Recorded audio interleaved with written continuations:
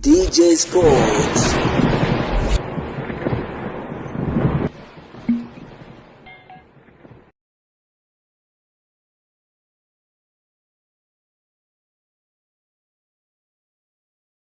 Mchezaji mpya wa klabu ya soka ya Wekundu wa Msimbazi Simba amekwisha kuwasili hapa Tanzania, lakini pia tumeweza kuona mambo kadha ambayo yalikuwa yakiendelea, lakini hata hivyo nyota huyo hapo kesho mapema anatarajiwa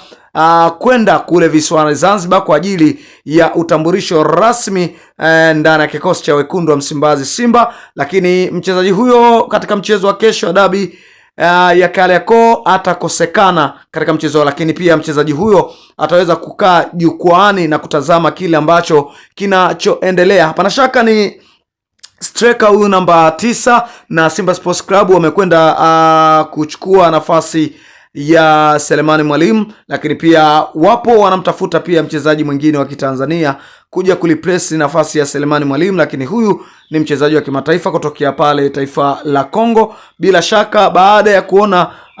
kwenye upande wa safu ya ushambuliaji kidogo inalegalega, Simba Sports Club wameamua kuongeza nguvu, na hata hivyo Simba Sports Club pengine wakaachana na Innocent Luemba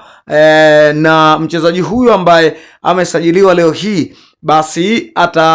ataingia moja kwa moja katika kikosi cha kocha Steve Becker, hasa mara baada Steve Becker kulifyeka jina la Luemba kunako kikosi cha Wekundu wa Msimbazi Simba. Hii tunaweza tukasema ni taarifa njema kwa mashabiki wa klabu ya soka ya Wekundu wa Msimbazi Simba katika kuona timu yao inafanya